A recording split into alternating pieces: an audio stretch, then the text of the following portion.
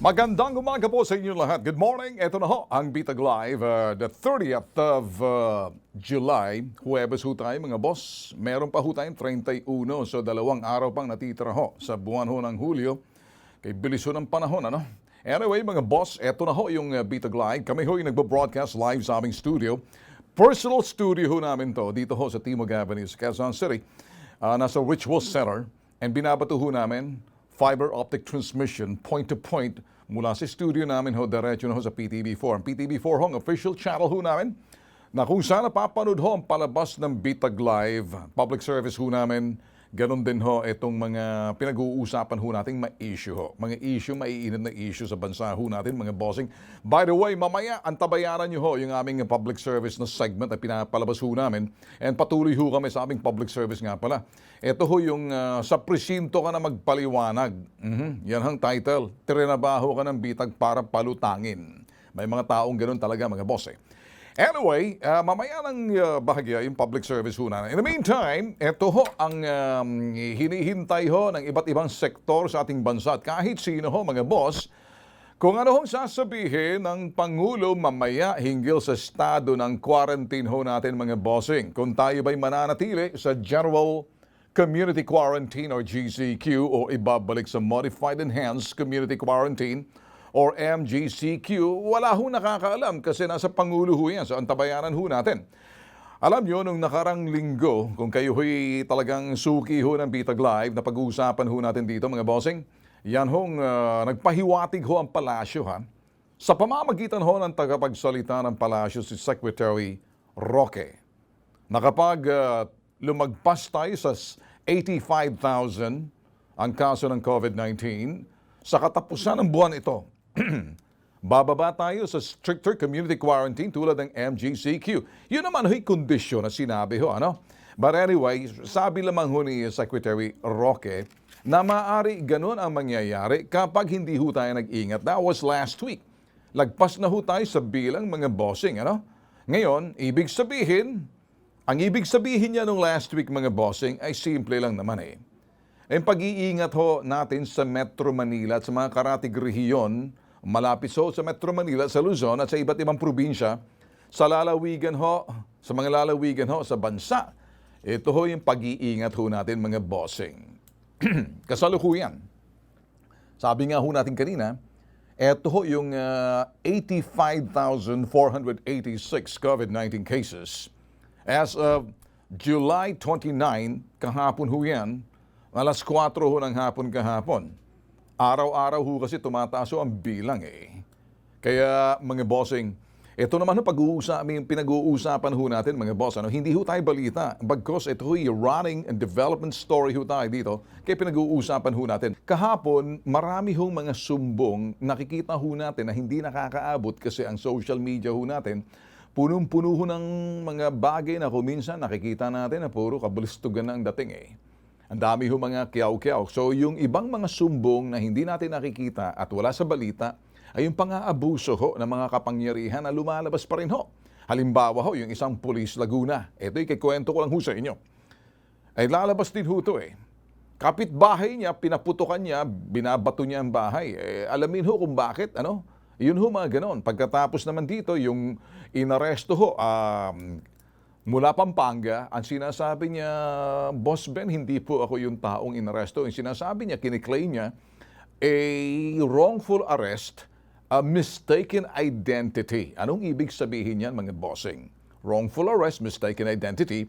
Kinuha mo yung taong nasa akala mo sa, ito ho'y arrest warrant, pero magkaibang pangalan. Ngayon, tinitingnan ho natin yung sketch kasi wala ho silang picture ng wanted. Yung problema, tinuro siya ng pulis na mga taga-Tondo, kinuha sa Pampanga, dinala dito sa Manila. Nakapagpiyansa naman dahil ito hong may conflict lang at pinaninindigan ho ng Presinto 1 at Presinto 2. Maganda naman yung pakikipag-usap ho natin sa District Director ng Manila Police na talagang matibay daw talaga ang paniwala ng mga tauhan niya doon sa umaresto sa mga intelligence group, doon sa pobreng taga Pampanga. Take note. 17 years old pa lang ho nang naganap ang krimen. Sabi niya, Mr. Ben Tulfo, sir, idol, hindi pa po ako nakakaapak ng Tondo, Maynila simula sa buhay ko kasi high school pa lang ho kung yung krimen na sinasabi nila, nag-aaral pa po ako eh. Ayun eh.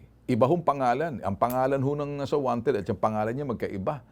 Ay, kaya lang mga boss, kung talagang matibay ho talaga yung mga pulis, nasa hukuman na ho pagpapatunay niya. Nasa hukom na ho, sa huwis na ho, sa judge na ho ang magdi-decide kung nga ba siya yon kahit na matibay. Kasi naniniwala ho tayo mga boss, the presumption of regularity, yun hong ilalaban ng pulis. Regular kami sa trabaho namin, inaresto namin yan dahil yan ang wanted. Pero ako ho'y naniniwala yung salitang due diligence.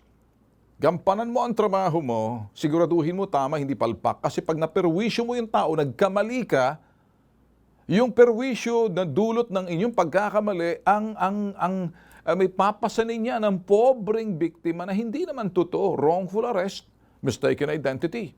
Dapat nga ho, may bayad ho tayo yan. Binabayaran natin yung mga taong inaaresto nating mali. Yung nagkakamali rin naman ho talaga. Kahit sa ibang bansa, nagkakamali mga law enforcement authorities. Ito ho yung mga sumbong sa atin. Again, papasadahan ko lang ho, no? Kasi yung pambansang sumbungan, isa ilalim na ho ng Bitag Live yan. Ito pa hong isa. Ako na ho magsasabi, alam niyo ho ba yung kalagitnaan ho ng ECQ? Yun hong ECQ nung May, yung hong Chinong pinalayas yung katulong. Ginulpi muna ng asawa ng Chinese na Indonesian Chinese.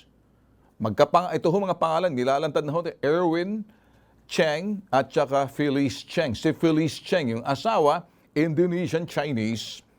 Ito ho yung nanampal, nanambunot, sinipa yung katulong. At pagkatapos inawat na lang ho sila sa loob ng bahay, pinalabas, pinalayas. Ngayon ang pinalayas, pumunta ng barangay yung katulong, kunikuha yung sweldo. Inakusahan ho, para makasiguro, ang sinabi, dinestrong ka raw ho yung sinasabing vault ng amo at ninakaw na may isang katulong tumistigo. Yun hong nakasulat sa police report. Pero, bear this, naawa ho mismo yung police. Yung police ho mismo sa Camp Panopio, Station 7, nakikita ho nila yung pang-aabuso. Pati ho yung police mismo na during the ECQ, tumakbo ho yung pobre sa barangay na siya na ho mismo. Dito lang ho, Chiquinho, yun hong Chiquinho, yung police na yun. Sumasaludo ako na may mga pulis ho tayo na naaawa, Chiquino. Yung pulis ho yung naawa na yun, siya na ho na mismo nagbigay doon sa pobreng sinaktan, sinabunutan, pagkatapos pinakain niya ng sisig with rice. The next day, sinamahan niya uli. Nagtaguho. Pagkatapos, alam niyo ho ba? Makapangyarihan daw ho tong si William Cheng. At si William Cheng, kapatid ho ni Felice Cheng. Si Felice Cheng is Indonesian Chinese. Bear in mind, inaakusahan huli ng nagnakaw para may kaso. Para mapagtakpan yung sinasabing pananakit sa pobreng katulong. Sinasabi ko ho sa inyo kasi public service ho to. Iba ho yung atake namin. Iba ho yung public service ni Tul Rafi. Iba ho yung public service kung may public service si Tul Erwin, mga ayuda. Ako ho yung public service na talagang wala kaming sinasanto sa bitag. Kapag mali ka. Eto ho, ano? Akusahan mo na nagnakaw, matapos mo saktan, pinalayas mo. Kasi kung nakita mo na talagang dinistrong kayong gamit mo, sa loob ng kwarto mo, sabi ng katulong, hindi nga pa kami pinapapasok sa kwarto para mapagtakpan ng pananakit, pananambunot, pananadyak, paninipa. Palayasin mo, nagulat siguro sila, napunta sa barangay. At that time, naawa yung pulis, sinamahan kasi bawal ho that time lumabas eh. Kailangan may mga quarantine pass. Naawa rin yung gwardiya ho ng sinasabing ito'y Santolan, yung Rockwell sa may Santolan condo. Yung 205 Santolan, Rockwell. Ngayon, nilalabas ko na. Ito ho, mga barangay mismo nagsasabi, gumagamit ho sila ng mga impluensyang mga tao. Ito yung mga tao na to, tulad ng mga senador, congressman, DOJ raw, CIDG. Kinikwento ko ho sa inyo. Pagkatapos pinalabas ho natin dito, guess who kung sinong tumawag? Si Nikki Cosseteng, yung dating senadora. Hindi pa ho ka nakapag-umpisa, tumatalak na Ang talak niya, magnanakaw raw, hindi, nagulat na lang ho kami. Ang tinatanong ho namin, tapos, alam niyo ho ba, pinakinggan ko ng pinakinggan, dating senadora ho to, no? Ngayon, pasensya na ho kayo kung kayo ho nanonood ho sa akin, Senadora Nikki Cosseteng dati, ano? I have to say it because it's all recorded, everything, our conversation, na talagang pinagtatanggol mo, ikaw yung pinagmamalaki, nakakilala. Kilala mo si William Cheng. Ito palang mag-asawa na to, may record na ho sila sa amin sa pambansang sumbungan sa Kilos Pronto that time. So ngayon, nilalantad ho namin, ito ho yung mga public service. Pwede kayo ho lumapit sa amin. Buhay na buhay ho kami kahit na hindi ho kayo pwedeng pumunta. Kami na ho tatawag. Pwede ho natin gamitin yung Zoom, pwede ho natin Facebook Messenger. Yan ho, iba-ibang forum na po pwede na ho natin pagsumbungan. Sisiguraduhin lang ho namin sa inyo, nilalantad ho namin. Ngayon, para sa iyo, Senadora Nikki Cosseteng, bandang huli. Pasensya ka na, nilalantad namin. Total, totoo naman to, recorded naman. Wag ho kayo magsisentimiento, lalo naman kung pakialam kung dati kang senadora, siguro kayo nga pinagmamalaki at mamali nyo, pumapasok kayo pagkatapos pag medyo magtataas ako ng boses, magagalit kayo sa akin. Pakialam ko kung sino ka. Pakialam ko kung senadora ka. Kung sila Trillanes, sila Drelo na pag-uusapan natin dito, sila Rita Hontiveros, kung sino-sino pa yan. Kapag pag medyo hindi tama, kasi kami, pumasok ka, ikaw ang pumapadar, all of a sudden, binitiwan mo, ikaw nagbigay ng police report, hindi ko maintindihan. Sinabi ko, kung ikaw ba'y lawyering for doon sa sinasabing respondent, sabi mo, hindi, nagmabagandang loob. I mean, ba't ka nag-aaksay ng panahon? Ang dami naman pwedeng gawin dyan. Former Senadora Nikki Cosseteng. And ngayon, paglalantad ko sa pangalan nyo, pwede niyo naman ako sagutin, and if you want, call me again, and then we can talk.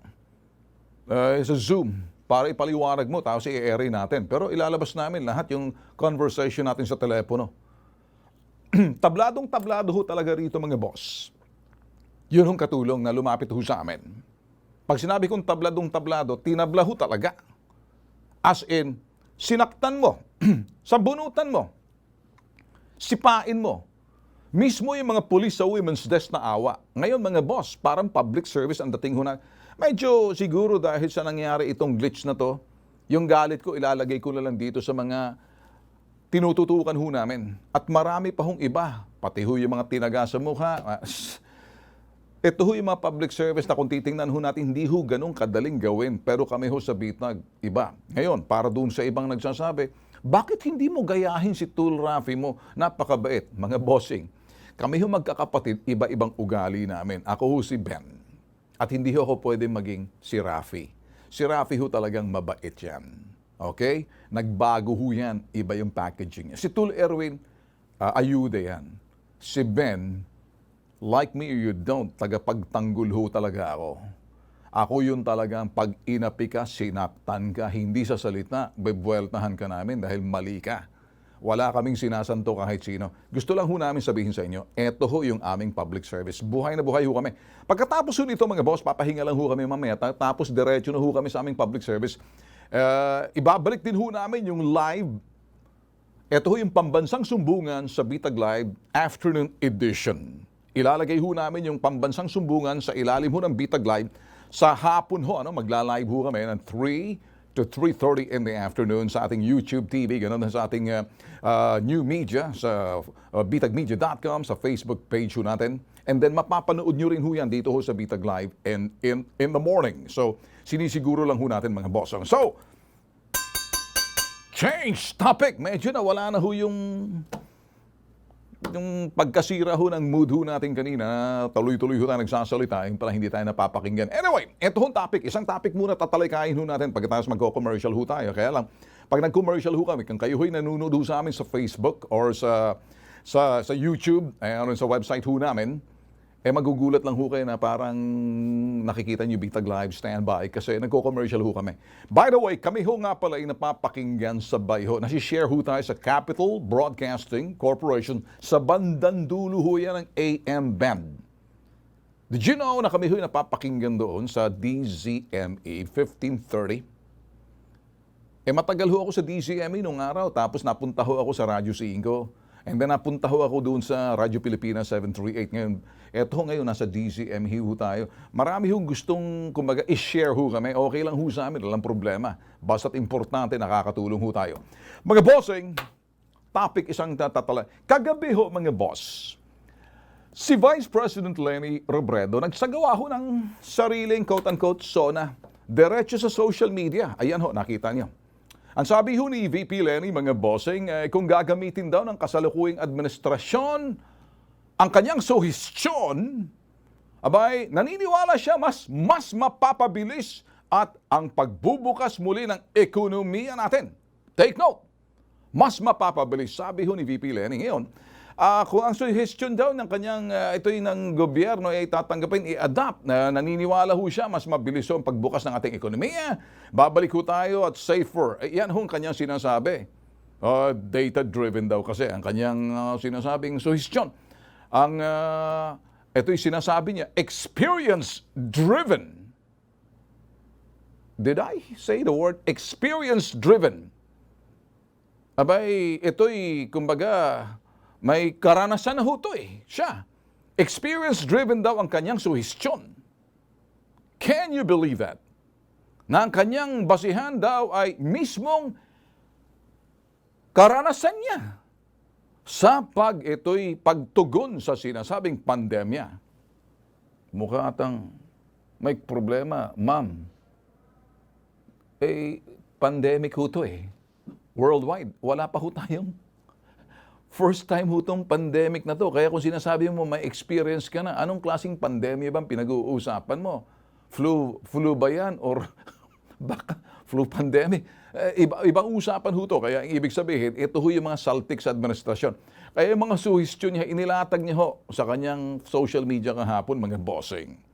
Sabi niya, hindi raw solusyon ang sinasabi nitong si President Duterte sa kanyang SONA, yung pag-antay ng bakuna, solusyon sa pandemya. O sabi niya, una raw, suggestion niya ho ito, pinag-uusapan lang ho natin mga boss, linisin at pabilisin ang pagkalap ng mga datos ukol sa COVID-19. Kung magagawa ito, magiging mas matibay ang pinagmulan ng desisyon, polisiya at programa para mapigilan paglaganap ng virus. Suggestion niya ho yan. At inilatag niya sa social media para malaman ng taong bayan.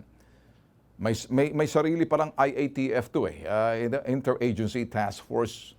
Dapat malaman natin kung sino-sino mga nasa likod niya yan. Pangalawa, buhol-buhol daw. Kung mali at buhol-buhol ang input ng datos, babagal ang validation, sabi niya. Babagal din ang proseso ng decision making, sabi niya. Halimbawa, sa data raw na nakalap na may discrepancy sa mga nagpositibo at ito hong kumpirmadong mga kasong ito, mas mahigit daw ho na 113 cases ang nag-positive sa testing, subalit 80,000. Yun ang sinasabi niya. 80,000 lang ang confirmed cases, malaking discrepancy.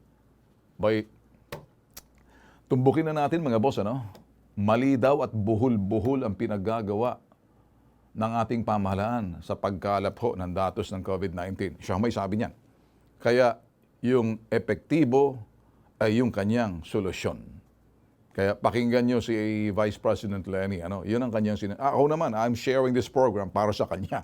Kaya dapat daw pang-apat, i-organisa daw ng gobyerno ng locally stranded mga locally stranded individual magkaroon ng mas organisadong ahensyang hahawak nito. Yun ho, alam nyo kasi sa mga ganitong klase sitwasyon. Pang-apat, i-organisa ng gobyerno locally, yun ang sinasabi, para organisahan paghawak. Ito, isama daw sa academic pag-verify ng COVID cases para mapabilis ang pag-turnover COVID-19 test results. Pabilisan natin to. I-assist daw mga health workers sa pamamagitan ng counseling, mataas na sahod para maiwasan ang pag-burnouts. Ito, pagpagod. Alam nyo mga boss, sige. Salamat sa iyo, VP Leni, sa iyong suhestyon at pagpalalatag niyan sa taong bayan. Ibig sabihin, inilalatag niya sa taong bayan kasi lahat ng kanyang sinasabi ay base sa kanilang karanasan sa sa pakikipaglaban dito sa sinasabing pandemic, karanasan nila. Ang gusto lang ho namin siguro, ma'am, itanong sa inyo, sino-sino ho bang bumubuo ng inyong quote-unquote interagency task force? Kung meron ho kayong mga pangalan dyan na tumutulong sa inyo, dapat malaman ng taong bayan kasi parang may competition na ngayon. Nagbabantay kayo, may ATF yung sinasabing si Vice President Lenny, may ATF din yung ating kasalukuyang administrasyon. So sila nagbabantay sa mali, pagkatapos kung anong mali nitong sa administrasyon, sila ngayon ang bibira. Itong problema sa ating bansa, mga boss, nagbabantayan. Singgulo rin kapareho ng Estados Unidos Doon ho sa Estados Unidos, kung kayo ho'y nasa US, nanonood ho sa atin, kayo mga Filipino dyan, you know exactly what's going on. I mean, I've been monitoring yung CNN, tsaka ho yung pati yung Fox Network. Ang CNN kasi, liberal media ho yan. Ibig sabihin, yan ho yung mga Democrats. Ang Fox naman, you know exactly, traditionalist ho yan. Naka-align ho yan sa Republican. Ang sinasabi ho ng mga kasalukuyang administrasyon doon sa bansa na yon, kapareho din sa atin, yung mga liberal para mga dilawan ho dito sa atin yan. Yung mga nasa administrasyon Trump, pwede mahalin tulad na sa administrasyon na medyo sinasabi nila, instead of condemning, kundinahin yung mga pinagagawa ng mga mamay, pagsisira kung ano nangyayari sa bansang Amerika na nakikita sa balita, kundinahin nyo, kinukundinan nyo, para bang inaayunan. Ngayon, ang sinasabi ho natin dito, mga boss, ganitong nangyayari sa bansa ho natin, talagang iniisip ho nila, talagang laging merong sasabihin, nag-aantay ng mga mali, dahil yung mga mali na yon, doon na titirahin. Ang dami ho rito, kapareho. Mamaya, pag-uusapan ho natin, mga bossing, pinagmamalaki ho, ito, magko-coffee na ho tayo mamaya, magbe-break tayo sa mandali. In the meantime, pag-usapan ho natin yung anti-dynasty na talagang pinagpipilitan ho ni Drilon. That time, si Drilon, mga boss, siya ho yung Senate President nung panahon ho ni Pinoy. And during those times, sila ho yung that time ang namumunot. Yang hong anti-dynasty, matagal na ho yan hindi nga ni Musmila maipasa yan dahil that time, yung panahon ho mga dilawan, marami hong mga talagang yung problema ho yan sa mga family and politics. Wala ho silang magawa. Nung araw, ngayon, sinisigaw ho yan kasi may bill ho yan na hindi mapasa-pasa kasi ang daming kumukontra talaga sa Kongreso. Ang daming kukontra niya sa Senado. Ng panahon ho ni Pinoy, wala ho silang nagawa dyan. Ngayon, kung titingnan ho natin mga bossing, kasi kami nung araw, nung ako huy na Beta Glide noon sa kabilang stasyon, again, sasabihin ko, sa TV5 pa na, Radyo 5, napag-uusapan na ho natin yung anti-dynasty bill na yan. Marami ho kasi mga trapo, sinasabi, pinapasa sa kanilang pamilya, sa asawa, sa anak, sa kamag-anak, yung sinasabing political clan kung pag-uusapan. Ano hong masama riyan? Well, may good points and bad points ho dyan. Depende ho, sa tao na yan. Kaya gusto ho nilang ipasa laban ho dyan sa sinasabing dynastiya kung pag-uusapan. Kaya itong pinagsasabi ni Franklin Drilon na ikinabwisit ho ng Pangulong Duterte na sinasabi niya yung oligarch kasi, hindi ba? Nagalit ang Pangulo, kung gugustuhin talaga ng ito i-dismantle yung ng Pangulo raw ang oligarchy. Oligarkiya. Kasi sa kanilang definition, dapat daw, ito alisin muna raw yung sinasabing dynasty. Ngayon, na personal ho roon ang Pangulo sa dahilan kung anong pinagbasihan. Kung babalikan lang ho natin mga bossing, So ngayon, itong anti-dynasty, yun ho mga pamilya, kamag-anak, anak, kapatid, di ba? Tumingin ho kayo.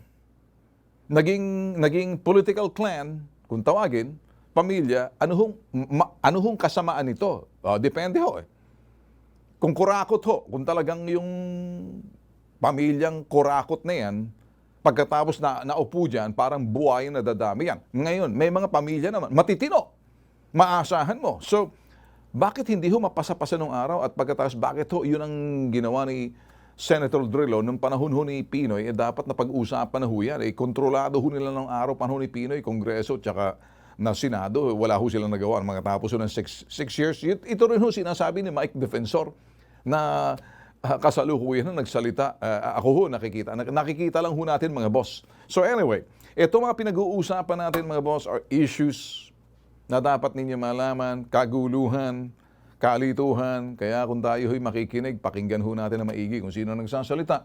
At hindi lang ho tayo, pakinggan lang ho natin. Hindi ibig sabihin, pag pakinggan natin ang mga puntong pinakikinggan ho natin, hindi ibig sabihin, naniniwala ho tayo. Iba ho yung nakikinig ka lang. Tinitingnan mo yung lohika, tinitingnan mo yung sustansya na mga pinagsasabi. Kahit sino, kahit na ako ho eh. Hindi ho ako exempted. Kung ako'y nagsasalita rito, pakinggan nyo na maigi mga nilalaman ng aking mga sinasabi. Yung lohika. Yung titingnan nyo ho, yung mga laman. Kung kayo ba'y niloloko, wala lang. Sa panahon ho ngayon, ang dami ho nagso-social media. May kanya-kanya na ho tayo mga pananaw. Marami hong nagsasalita dyan. Maraming madali. Click mo lang agad. So, baka ho kayo mahilo, pero tingnan na lang ho muna natin. Ito ho mga bagay na kuminsan pinakikinggan nyo. May mga bagay na huwag nyo nang pakinggan nyo, huwag nyo nang paglaanan ng pansin. O talagang patuloy nagpapapansin at gustong mapansin. Yung iba naman, kulang sa pansin. Yung iba, hindi pinapansin. Kulang sa pansin, nagpapapansin. Sobra na ang pansin. Epal na talaga. Naku, naloko na. Ngayong araw, depende sa oras ho, no, na hinihintay ho nating ng iba't ibang sektor. Hinihintay ho nila ang sasabihin ho ng Pangulo ngayong araw. Maaring mamayang gabi ho yan or the next day na ho tayo papakinggan. Importante kung ano sasabihin ng Pangulo hinggil sa estado ng quarantine. Alam nyo, kung mananatili ho tayo sa GCQ o di kaya babalik ho tayo sa Modified Enhanced Community Quarantine, bababa ulit tayo MGCQ. Ayan ho, kasi nung nakaraang linggo, kung inyong matatandaan, naging topic ho natin dito, napasadahan ho natin, na nagpahiwatig ho ang palasyo, kasi ito pagsasalita naman ang tagapagpasalita naman, ang spokesperson si Secretary Roque, na kapag tumaas at lumagpas ho tayo sa bilang ho ng 85,000 ang kaso ng COVID-19 malapit na ho tayo, 29 na ho tayo, katapusan ng buwang ito. Baka ito'y hahantong ho tayo sa stricter community quarantine tulad ng MGCQ. Pahiwatig ho yan nung, ayan naman ay sinasabi, conditional, that is, just if and only if, sabi niya, posible. Ngayon, posible, baka bumalik tayo roon. Wag naman. Ang ibig sabihin ho rito mga boss, ang bawat syudad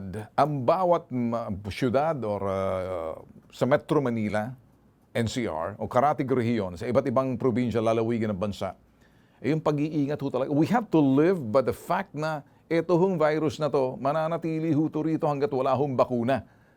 Ngayon, ibig sabihin yan, kasalukuyan ho, lumagpas na ho tayo ng 85,400, nakita nyo, 86. Ngayon, as of yesterday, tumataas ho tayo araw-araw eh. Sabi nga ho ng Chief Implementer ho ng COVID-19 response, si Secretary Carlito Galvez, we cannot afford another lockdown. Sang-ayon ho rito yung mga sektor ho ng negosyo. Alam niyo ho ba kasi kapag bumalik ho tayo sa medyo MGCQ, may kunting ito'y epekto. Hindi lang kunti, malaki. Lulugmok ho ang kumpiyansa ng publiko or public confidence. At malaking dagok ho yan. At epekto ho sa ating ekonomiya. Ang mga nagsasabi ho yan, hindi si Ben Tulfo, bagkus ito sa business sector ho natin. Lulugmok ang kumpiyansa ng publiko, public confidence. Ngayon, pag naapektuhan ho yung kumpiyansa ng publiko, ako'y interpretation hong ginagawa ho natin base sa mga sinasabi ho ng mga dalubhasa sa sektor ho ng negosyo. Hindi ho ako, binubuo lang ho natin everything that they're saying, epekto ho yan. Pag bumabaho yung kumpiyansa ng publiko or public confidence, apektado ho yung negosyo. Pag apektado ho yung negosyo, hihina ang negosyo, hihina rin ho yung public spending. Dudulot ho to. Hindi ba'y makaka-apekto sa ekonomiya ng ating bansa. Kaya ayaw ho ng mga negosyante. Tama ho sila mga boss. Sino ba naman ang ayaw? Ngayon, pero babalansehin ho natin pag-iingat mga bossing eh. Kasi umabot sa puntong iba sa atin, hindi naman sa sinasabi nating pasaway or nagsasabing iba, talagang mga Pilipino pasaway, pero hindi ho siguro pasaway. medyo sabihin ho natin ay burara. Burara, kampante. Did I say the word burara? Ang burara kasi parang masyadong parang kampante lang or careless kung tawagin. Kung minsan kasi, nakasanayan na natin, ay wala yan. Marami ako nakikita habang ako nagmamaneho. At nakikita ko, nakababa naman yung kalangmas, labas yung ilong. Ay parang pag nakikita mo, nakamas nga hanggang yung bibig ang nakamask, hindi yung ilong. Kaya yun kasi doon sa virus na nakikita ho natin. So, doon pa lang ho, pag ang publiko ho, pag ginawa ho ng pamahalaan again, binalik sa stricter community quarantine, then mahihirapan ho negosyo. Ito ho yung pag sinabing hirapan ng negosyo, mahihirapan ho tayong umusad. Kaya kung ito ho'y kumbaga para sa atin at this point, we got to get used to this situations. Ang pag-iingat ho talaga, kabahagi na ho ng buhay natin. Minuminuto, kung maaari, segundo, minuminuto, oras-oras, minuminuto, bawat segundo, aware ho tayo. Pag-iingat ho natin. Kung hindi naman ho siguro mahalaga, wag na ho tayo lumabas ng bahay kasi yun ang nagiging problema. Ayaw ko na ho maging madagdagan pa yung mga ibang mga pangamba ng ibang sektor. Kasi ang mga negosyante ho, yung mga malalaking negosyo tulad ho ng mga Ayala Group, Pangilinan, at yung ibang mga other businesses, local government, sang-ayon ho sila na wag hong ibaba. Bagkus i-localize lockdown na lang. Kung sakaling mataas ho ang kaso ng COVID-19 sa isang barangay, sa isang syudad, di i-lockdown yon, higpitan doon. Hindi ho dapat, kayo yun ang sinasabi ng mga negosyo. Hindi ho ako nagsasabi nito. Ngayon, isipin na lang ho siguro natin, bantayan na lang ho natin siguro kung anong sasabihin ho ng Pangulo, wag na ho natin pangunahan. The best way rito talaga para naintindihan ho natin is that the possibility na yun hong pag bumalik ho tayo sa sinasabing stricter community quarantine, ayaw ho ng mga negosyante. Mahihirapan din ho yung mga malilit na manegosyo, yung mga micro, small, and medium enterprises. Mahihirapan na ho bumangon. Abay, malaki na hong utang na ating pamahalaan. Kamakailan, ibinalita na ho, 9 trillion. At maraming nagsasabi, ito na nga, hakbang na gagawin ho na ating pamahalaan. Ito'y Bayanihan 2, inaprubahan na, espesipiko, lahat ho ng mga hakbang na gagawin na may kinalaman ho sa community, ito ho sa COVID-19. Yun hong hinahanap ho ng mga ibang naghahanap na, ano bang saysay ng laman ng sono ng Pangulo, dapat inisa-isa. Ngayon, makikita na ho natin, inaprubahan na ho sa Senado kahapon yan. So, malalaman ho natin lahat ang bawat mga, kung ano yung mga bagay na ibe-breakdown ho . Hindi ho natin expect na kahapon ng isang sa SONA, marami nagsasabi, baka walang kwenta naman ang SONA ng Pangulo kung anong pinagsasabi. Iba ho yung sa kanya in general. So ngayon, inuulit ho natin, abangan na lang ho natin kung anong sasabihin ho ng Pangulo mamaya. Wag na ho natin pangunahan. Kaya lang yung mga pangamba ng mga negosyante, pinag-usapan ho natin. Hindi ho si Ben Tulfo, si Bita Gamay sabi niyan. Mas magandang kasi issue naman pinag-uusapan natin.